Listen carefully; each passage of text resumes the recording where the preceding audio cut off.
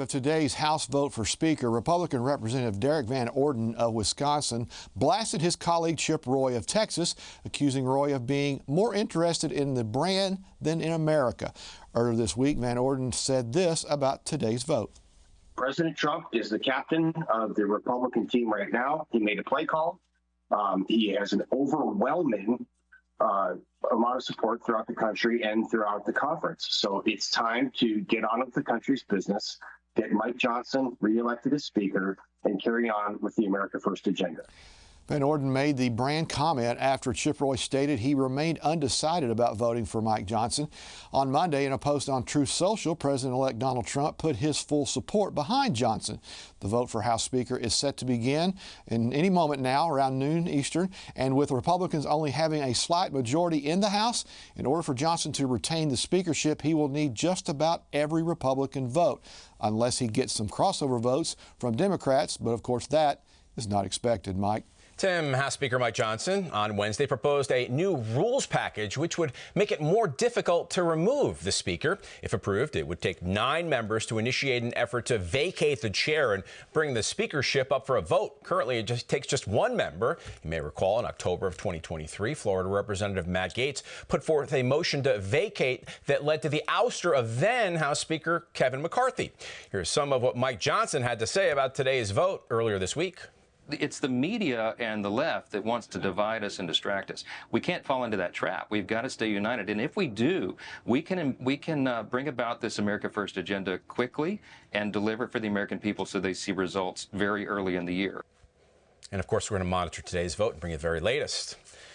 Moving on to our next story, Speaker Johnson is getting some public support from the upper chamber, with Senator John Kennedy of Louisiana posting this on Tuesday. My friend Speaker Johnson has done an incredible job in the House, and I'm glad he's at the helm there as Congress looks forward to growing our economy and safeguarding our communities in the new year. Senator Bill Cassidy, also from the Bayou State, posted this on Tuesday. I agree with President Trump that Johnson is the right man to lead. He's a committed conservative and a man of integrity.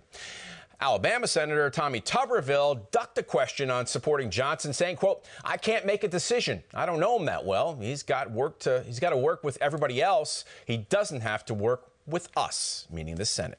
And joining us now is constitutional attorney and Victory News contributor KrisAnne Hall. KrisAnne, the House has gathered together to determine who will be the Speaker, but one of those who has fought Mike Johnson at times is now on board. Here's Representative Marjorie Taylor Greene. We convene at noon in the House of Representatives, and our first order of business will be to vote for Speaker of the House. I cannot wait to get started. I'll be voting for Mike Johnson. I will be looking ahead in complete hopefulness and working as hard as possible. So, KrisAnne, that's a win for the Speaker, Johnson, but are others that must be won over, like, for example, Thomas Massie and Chip Roy? Do you think Mike Johnson will be voted back in with them pushing back? And I do understand that Donald Trump was on the phone this morning calling everybody possibly except Massie. Well, I'm just going to make a very bold statement. The people of America need to be winners, not Mike Johnson. And I'm not confident that Mike Johnson is the person to bring that to fruition.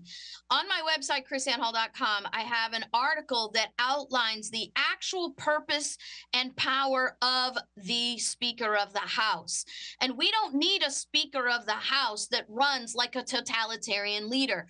The Speaker of the House was designed to be nothing more than a moderator of rules of parliamentary procedure. We need a Speaker of the House that's going to allow the voices of the people to be heard, not to ram a political agenda down the throats of the people. And let me ask you this. When was the last time we actually had a speaker like that? Do you even know? Well, the major transformation in the power of the Speaker of the House happened in the late 1800s, when a Republican Speaker of the House began this most totalitarian rule. From that time, it sort of shifted back and forth, but it never from that time went back to where it was supposed to be. Well, hopefully that changes. We'll see how that plays out. On a special Flashpoint Thursday night, Gene Bailey and his guests took an in-depth look at the New Year's Day terror attack in New Orleans. We can, but like I say, there's a lot of information out there. Some of it's accurate. I like that. There's a lot of information out there, but some of it's accurate, Rick.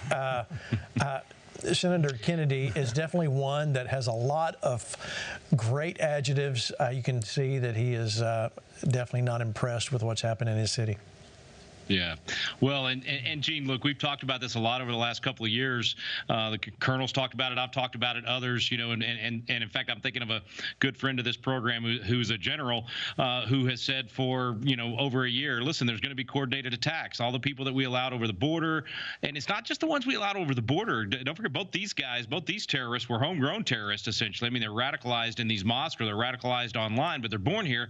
How does that happen? It happens because we stopped teaching the greatness of America. And we started teaching how bad America is, how evil America is. So a lot of this is laid at the feet of even our own nation, our education system, not instilling patriotism, but instead instilling hatred of their own nation. And so I say all of that to say, you know, it's not just, you know, radical Islamic terrorism. It's not just it is a lot of it. The latest ones over the last 6 months was, you know, radical transgenderism. It's all these different areas. Whenever you don't teach love of country and love of the principles, and instead you teach hatred of the country and hatred of the country's founders, hatred of the country's founding principles. When you do that, there's going to be consequences. So one of the most important things Donald Trump is doing in this administration and this wave and Flashpoint and Wall Builders and all of these different organizations is that they're turning the tide on the attitude in America, bringing back patriotism and love of country that will help.